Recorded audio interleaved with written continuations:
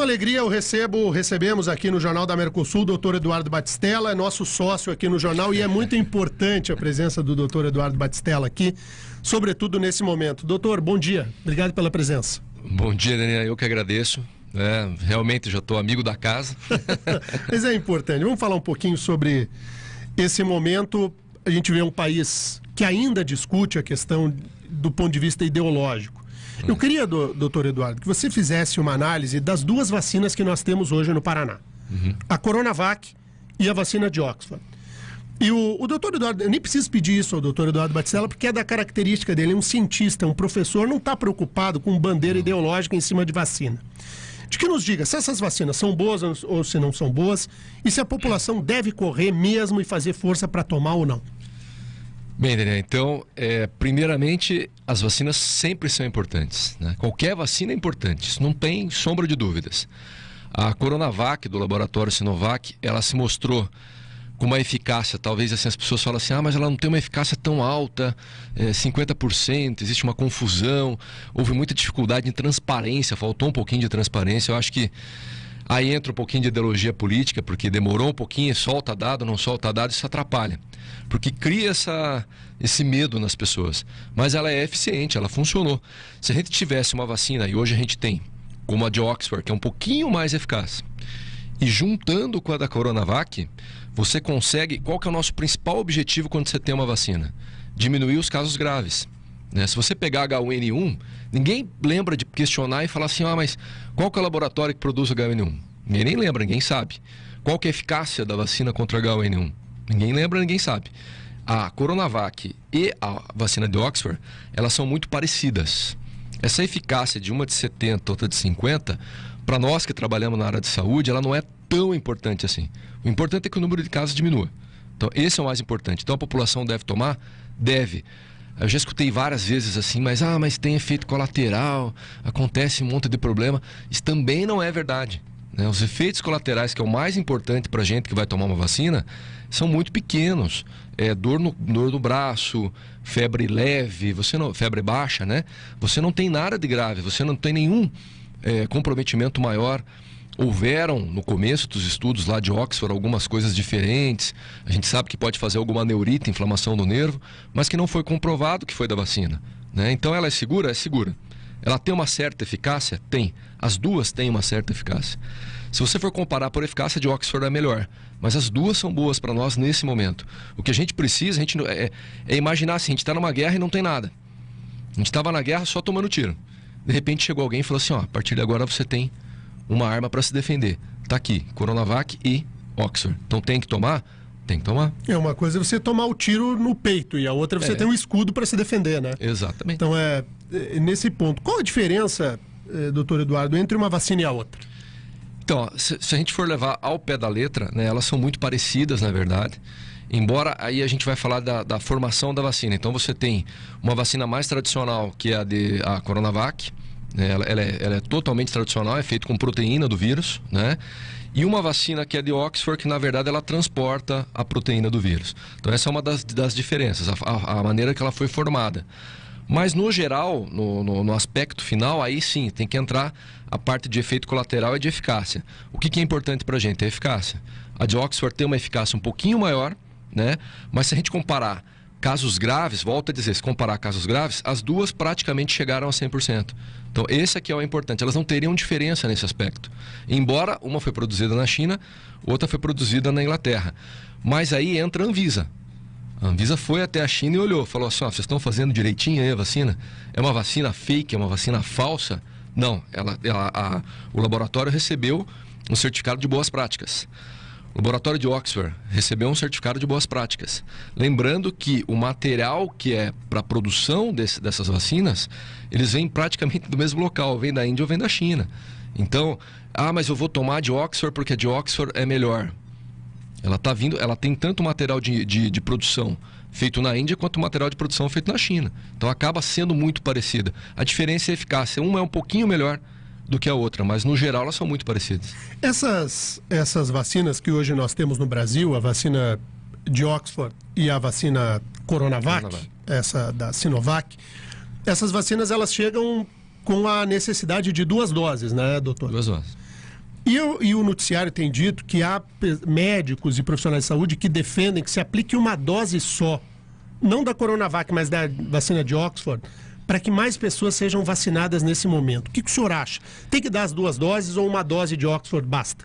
É assim, ó, se a gente for pensar como epidemiologista, não como médico, mas como epidemiologista, pensando assim, eu preciso imunizar, eu preciso diminuir o número de pessoas infectadas. Então, uma dose da vacina provou ser eficaz, só que ela tem uma eficácia menor do que se eu fizer 2. Então, se eu pensar, tipo assim, eu estou num momento em que todas as UTIs estão lotadas, em que o sistema de saúde está completamente colapsado, então a gente vai pensar em Manaus, por exemplo, né? Adianta eu fazer 2 doses? Daí eu penso assim, eu vou fazer 2 doses e vou realmente proteger uma pessoa. Mas se eu fizer as doses separadas, eu posso talvez proteger 2 pessoas. Eu não vou proteger com 70% de eficácia, mas eu vou proteger com 60%. Então é aí que eu tenho que pensar. Então foi nisso que eles pensaram. Agora, se a gente for ser calculista, dizer assim, não, eu quero saber quem que vai estar protegido.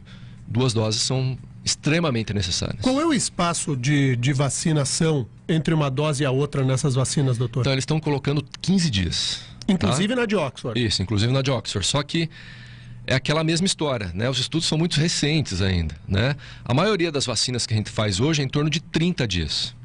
Então ela tem um tempo para ser reaplicada. E a gente sabe que se você, mesmo que você pegue uma vacina hoje tradicional, que eu faça hoje, e só reaplique daqui a 1 ano, eu não perco essa vacina que foi aplicada. Ela não atrapalha tanto o reforço assim. Mas os laboratórios têm feito uma certa, como é que eu vou dizer, uma certa pressão, porque eles também se preocupam com o resultado deles. Porque alguém pode dizer assim, a vacina não funciona. Vacina não funciona, né? Daí ele vai falar assim, mas você não fez no prazo que eu lhe disse. Mas ninguém consegue provar que a vacina, se você deixar um intervalo maior, ela não vai ter eficácia. Então isso não é comprovado. A gente tem lá um tempo, 14, 15 dias. Mas não quer dizer que talvez se demorar um pouquinho, ela realmente não tenha uma eficácia assim, não a esperada, mas ela tem uma eficácia. Esse é o segredo da vacina. E essa decisão ela terá de ser tomada já, né? Porque daqui 15 dias tem que aplicar a segunda dose, né? Então essa é uma questão. Doutor, que outras vacinas efetivamente nós teremos no Brasil? Se é que teremos? Então, eu gostaria muito, né? A gente até conversou uma vez, né, Daniel? Eu gostaria muito, por exemplo, que a gente tivesse da Pfizer, né? Tivesse da Moderna, que são vacinas que estão comprovando 95% de eficácia. E o principal, elas estão evitando transmissão. Então isso é uma coisa nova, né? Porque a vacina ela evita caso grave. Ela evita que você pegue, fique doente, vá parar no hospital, seja internado, vá parar na UTI. Mas a da Pfizer, da Moderna, elas estão começando a mostrar que talvez elas possam ter uma eficácia também para evitar a transmissão, que é o que a gente quer. Mas no Brasil, a dificuldade de compra, muitos países com muito dinheiro vieram antes da gente. Então eu acho que talvez a gente tenha aqui no Brasil a Sputnik, que está vindo com muita força, que é aquela vacina russa. Só que ninguém precisa ficar com medo, porque ela não vai chegar aqui se não tiver estudo. A Anvisa é extremamente correta nisso, então não adianta. A gente está fazendo aqui no próprio HC teve a da Coronavac, aqui no Brasil a gente está tendo novas pesquisas com a Sputnik para chegar na fase 3. A Sputnik no Brasil está na fase 2. Né? Então vai demorar, né? Vai demorar, mas vai chegar, tá? E uma que eu tenho grande esperança para nós aí é a Johnson & Johnson, que é a Janssen. Né? É uma vacina muito boa, barata, com eficácia de 1 dose. Então daí cai essa história por terra de 2 doses, tal, cai. E ela não foi... O que aconteceu? Ela está um pouco atrasada em relação às outras. Isso pode ajudar o Brasil. Porque a maioria dos países, você pegar Canadá comprou 2 vezes a quantidade necessária para imunizar a população inteira. Estados Unidos já comprou quase todo o estoque da Pfizer. Europa comprou também da Moderna, da Pfizer.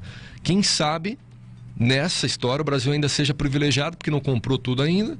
E sobra um pouquinho para a gente aí da Janssen, que é da Johnson & Johnson. Seria uma vacina excelente, Daniel. Excelente. Tem uma pergunta que todo mundo faz, e eu acho que é a pergunta mesmo principal. Doutor, quando é que as pessoas serão vacinadas? Porque, vou perguntar, o pitoniza se tem bola de cristal, se não tem. Quando é que as pessoas serão vacinadas? Elas serão vacinadas ainda esse ano, será? Ou não? Então, eu acredito assim, a gente tem discutido muito isso, né, em grupos de médicos e até de gestores que eu conheço de saúde. Só tem um jeito do Brasil vacinar toda a população. Isso tem que ficar claro pra gente. Tem que produzir vacina aqui.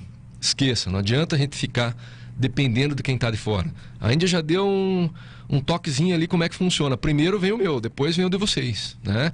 Então o laboratório está produzindo lá fora, ele vai vacinar, e tem algum sentido, né? Claro. Ele vai vacinar a população dele, o que sobrar vai para os outros. Então eu confio muito na Fiocruz, no Butantan também, que eles produzam aqui no Brasil. Se eles produzirem no Brasil, eu já disse isso aqui uma vez, vou falar de novo. Com certeza, e é real, o Brasil tem a capacidade de ser o país que vai vacinar a população mais rápida. Europa não tem posto de saúde em qualquer cidade. Quem já foi para fora sabe. Aqui no Brasil você tem. A gente já tem uma malha, uma infraestrutura para vacinar. Isso é real. A gente faz vacina de poliomielite, a gente faz vacina de sarampo, faz vacina de HPV, DPT, rubéola. Só que o que está faltando? Está faltando a vacina. E quando tiver vacina, a gente vai vacinar rápido. Vai vacinar rápido, só que tem que produzir no Brasil. A gente tem que ter essa expertise, chegar no Brasil para que a Fiocruz produza. E eu acredito que isso até isso é um chute, né? Mas olhando de fora, eu acredito que até agosto, setembro, boa parte da população, se não toda até outubro, talvez novembro, já esteja quase vacinada.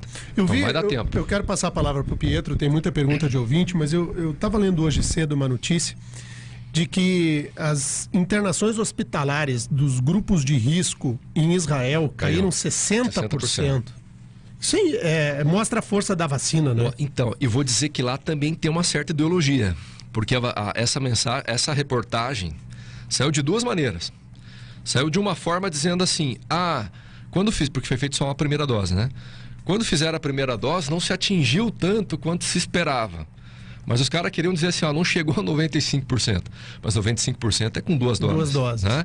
Mas 60% para uma dose só, é aquilo da guerra que a gente acabou de falar. Olha o quanto diminuiu, olha o quanto ajudou. Né? Imagine quantos hospitais ficaram com um fluxo menor de pessoas, quantas famílias puderam ficar mais tranquilas que os idosos deles não morreram. Então essa é a eficácia da vacina, a vacina está aí para isso. Diga lá, Pietro. Doutor, tem uma pergunta da nossa ouvinte Denise, ela fala de Londrina, do norte do estado. Como o senhor avalia a vacinação nesta primeira semana aqui em Curitiba? Bom, então mandar um abraço para ela, porque na verdade eu nasci no interior do Paraná, conheço bem Londrina, né? Então eu gosto bastante de lá. Mas assim, a vacinação aqui em Curitiba, na verdade, ela começou como tem que ser, não tem muito jeito, né? Houve um certo... nós, assim, o pessoal da área médica ficou um pouco preocupado, inclusive o próprio CRM lançou uma nota questionando e pedindo para que realmente as vacinas saiam do papel e que realmente cheguem até os profissionais de saúde da linha de frente. Mas eu entendo que chegou pouca vacina, né? Eles fizeram o papel deles, a Secretaria de Saúde acabou fazendo o papel dela, ela tá vacinando quem ela consegue, mas tem pouca ainda, né? Eu acho que com a chegada da vacina de Oxford, que na verdade foi na sexta, e com a distribuição que está acontecendo hoje, segunda-feira, eu acho que ela vai chegar um pouquinho mais. Mas frustrou um pouco os médicos, por exemplo, que trabalham em UTI, que trabalham na linha de frente mesmo, né? Eu que sou otorrino, já recebi muito questionamento até de otorrinos, colegas, tipo assim, mas eu não fui vacinado, qual que é o critério? Então está um pouco ainda, como sempre, né? Talvez falta um pouquinho de transparência para dizer assim, quais são realmente os critérios de quem vai ser vacinado. É indígena, quilombola, é saúde... E faltou um pouco de vacina. É o principal. Nós precisamos de vacina. Tem vacina, toda essa discussão diminui, né? Diminui. Doutor, eu vou deixar essa parte final aqui da entrevista para trazer o outro ponto da discussão, que é o chamado tratamento precoce. Uhum. Há uma demonização quanto à própria expressão de tratamento precoce e posições de que o remédio não funciona, de que só o que funciona é a vacina, e com isso o Brasil fica sempre nesse looping eterno, né? Eu queria lhe ouvir, de novo, sem ideologia, sobre a questão do tratamento precoce. Eu tenho uma opinião muito clara sobre, eu diria até o tratamento não só precoce, talvez o nome é que tenha sido errado, porque foi politizado o nome, é o tratamento adequado, na verdade, né? Você não pode, eu sou totalmente contra dar dipirona e mandar para casa, esperar passar mal, a pessoa ficar com falta de ar para daí você tentar fazer alguma coisa. Isso não dá. Ela tem que ter um acompanhamento médico desde o início. O próprio Conselho Federal de Medicina, ele diz o seguinte: o médico tem autonomia para tratar seu paciente, né? Então eu não tenho que ficar esperando ninguém dizer o que eu vou fazer. Sou médico, a responsabilidade tua, que é meu paciente também, se for no meu consultório, é minha. Então eu tenho que fazer o que eu tiver nas minhas mãos. Se eu achar que hidroxicloroquina funciona, está no meu direito de fazer. E eu vou perguntar para você, Delian, você quer ser tratado dessa forma? Quero. Então, beleza. Se você achar que você não quer, você tem direito de escolher dizer não, não quero. Agora, a gente tem que tratar, e eu vejo muito isso no dia a dia, o paciente como um todo. Você vê paciente que está desidratado e o problema é que às vezes o próprio paciente não quer receber medicamento e o médico que está do outro lado às vezes também não quer passar. Então ele tem que olhar o paciente como um todo. Ele está desidratado, ele tem que tomar soro. Independente se ele está com Covid, sem Covid, o que seja. Então tem que ser um tratamento humanizado e bem feito, né? E funciona? Funciona. Funciona se você tratar da maneira correta. Eu tenho vários pacientes que eu tratei e que melhoraram, né? E que funcionaram. Mas eu tratei por 30 dias. Eu acompanhei meu paciente desde o primeiro dia. Ele tinha meu telefone, ele me ligava. Os pacientes que sabem que eu trato me conhecem, sabem que eu trato assim. E acompanhei por 30 dias. A gente tem a síndrome pós-Covid. Então as pessoas saíam de alta, tipo assim, tô de alta, não posso passear, andar. E o cara fazia trombose com 20 dias, né? Perdia uma perna. A gente teve um repórter da Globo que fez um AVC, que seria um derrame no termo comum, né? Então é um tratamento importante, mas a briga está no nome, né? Então tem uns defensores do tratamento precoce, os não defensores do tratamento precoce. Agora, o que é importante do meu ponto de vista? Tratar. E a vacina está fora disso? Não. E até engraçado, porque eu tô dos dois lados, né? Então... Não, e não precisa essa questão brasileira irritante, né? Não tem ou você é a favor da vacina ou você é a favor do tratamento, enquanto você pode ser a favor dos dois, dos né? Dos dois. O mundo deveria ser assim, né? Tem que ser o bom senso, né? Eu não vou deixar meu paciente morrer com falta de ar, eu vou fazer tudo que eu puder para ele. Se tiver que ser internado, tiver que ir para UTI, vai para UTI. Se tiver que tomar remédio, vai tomar remédio, o que for preciso. E a vacina vai ajudar? Vai. Eu acredito fielmente, o que vai nos salvar nessa pandemia é a vacina. Agora, escolher um lado ou outro, isso não cabe a nós médicos, não cabe, acho que nada a ninguém, na verdade. Claro. Tem mais aí, Pedro? Tem sim. Pergunta da Maria Lúcia na nossa live pelo YouTube. Ela diz o seguinte: doutor, alguém que já teve Covid-19 pode tomar a vacina ou tem alguma contraindicação? Então, isso foi um questionamento muito grande que houve, né? Infelizmente, a gente teve até alguns médicos dizendo, não tome, não sei o que e tal. Eu sou da seguinte opinião, pode tomar. Não tem problema, como a pessoa que teve gripe, né? Ela pode tomar vacina? Lógico que pode e deve tomar, né? Só que existe um detalhe, a pessoa que acabou de ter o coronavírus, ela ainda tem imunidade, né?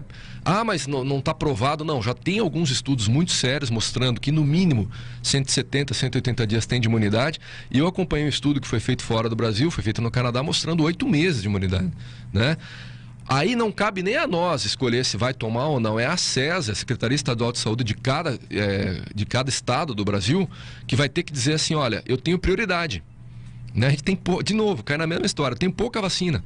Eu vou vacinar quem acabou de ter o Covid, que pode ter uma imunidade, ou eu vou escolher aquele senhorzinho que está, sei lá, um ano dentro de casa, que não pode sair, que tem diabetes, que tem comorbidade para vacinar. Então é uma questão de escolha, né?